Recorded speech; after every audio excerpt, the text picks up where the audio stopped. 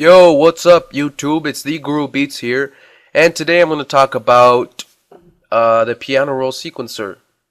And I'm going to do that. First off, if you haven't watched my tutorial on the pattern sequencer, then you're missing out, and you won't get what I'm talking to you about. So I recommend you go back and watch those videos. And the way you get to the piano roll is by right-clicking and hitting piano roll. And as you can see, the piano roll is basically, it looks like a piano on the left. And if you press it, it should make a sound. It also has octaves labeled. So here's C5, which is the middle C. C4, which starts out the bass C.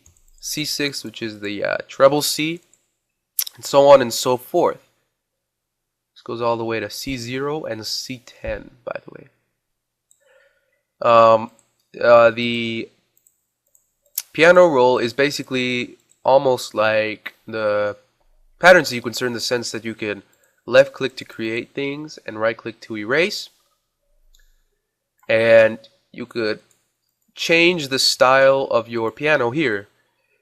If you click ABC, it goes back to the piano. If you click the piano, it goes back to all the notes labeled.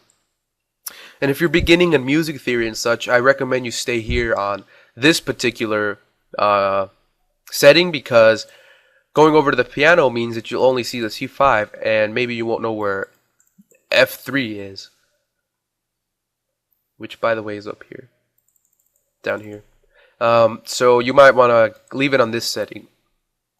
Another thing you can do is you can change the colors. By default, FL Studio has it on pink. So there. And I'm going to load up an instrument real quick so that you can get a feel for how this thing works. Yes. Of course, I can't hear anything because something happened with my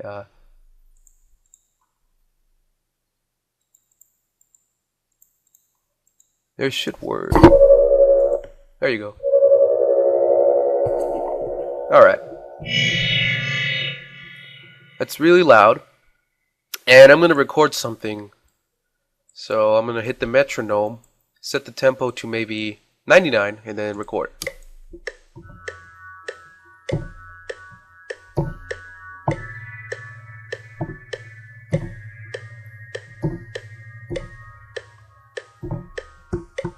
Alright, so now that I finished recording, I could just leave it there. And as you can see, I did a horrible job in recording as these things aren't aligned. So you want to look up here to the snap mode. And yours by default is selected to cell. I really recommend you put it on a 4th beat because it's pretty much the same as align and cell snap. The only difference is that when you record, it records better and it snaps better.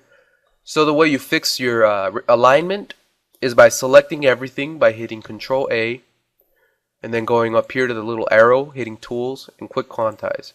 That makes it so that everything quantizes according to the main quantization. And quantize is just a big word for fixing your recordings. Right now I'm going to adjust the release on this thing.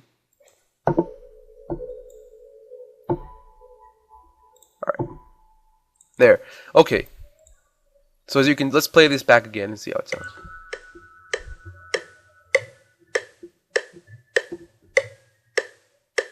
Of course, there are no sounds. Why is that? Well, that's because each individual sound needs to be stretched to its amount. And sometimes you'll get these notes where there are just a little click or whatever. Usually want to get rid of those. Sometimes you want to stretch them out. Whoa. And the way you fix this is by hitting Control and then left click. This makes it so that it automatically selects without you having to click the select option here. And a faster way, instead of going to Tools and Quantize, you can hit Control Q, and that makes it so that everything quantizes perfectly. So you want to make sure they are aligned and ready to go. So now that you have that, you want to play back, right? Right?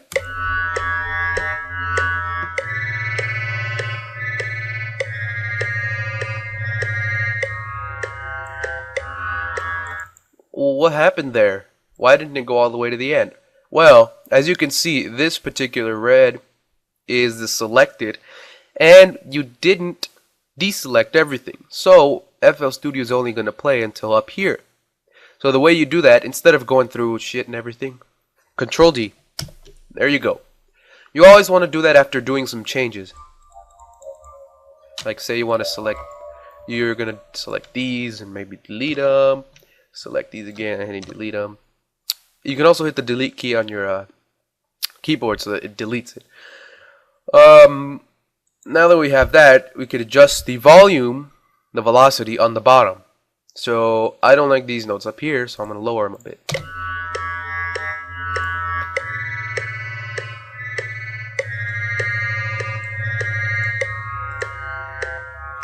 Some instruments are made so that there are only two separate volumes, either on or off.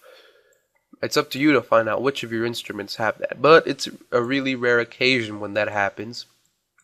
So now that you have your volume adjusted and everything, you can just play.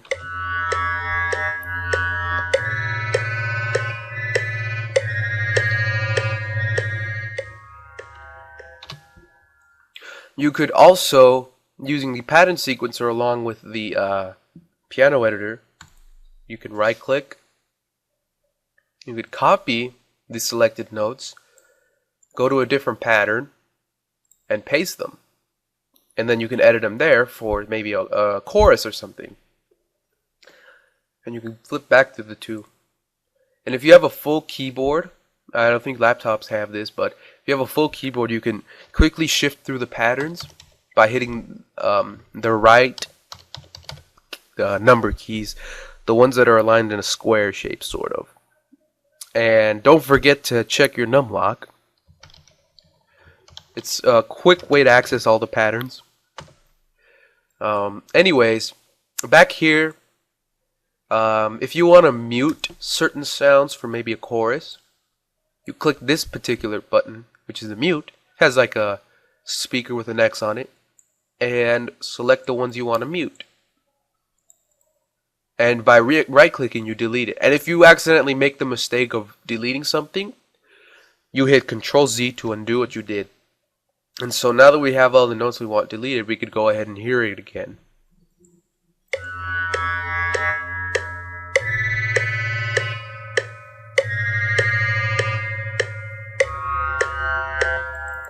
And now that's a creepy sound, but it got the job done.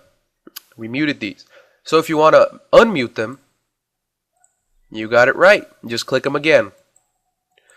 So now that we have this out of the way, let's load up a drum kit and see.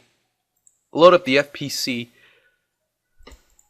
the default, of course. And if you have a MPD controller or trigger finger or whatever, then it'll be easy for you to do this. You could actually record drum sounds as well.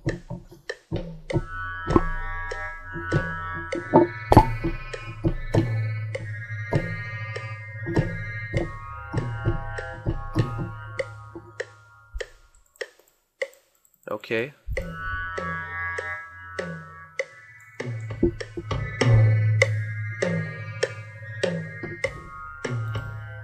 Sounds extremely scary, but there you go. See, sometimes when you record, you get these. You always want to make sure there aren't any on the beginning. So there you go. We have this thing recorded, and as you can see, it actually snapped correctly because of using this 4th beat snap. And of course, you can use different kinds of things. Using none is very useful if you are doing on-the-fly orchestra recording, or even for making your sounds sound better. So there you go. It actually displays the sounds here on the left side. If you didn't have that, if you had the keyboard, it wouldn't show shit. So that's great to keep in mind.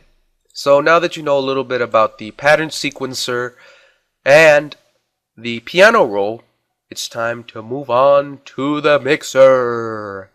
But that'll be next video. See you guys.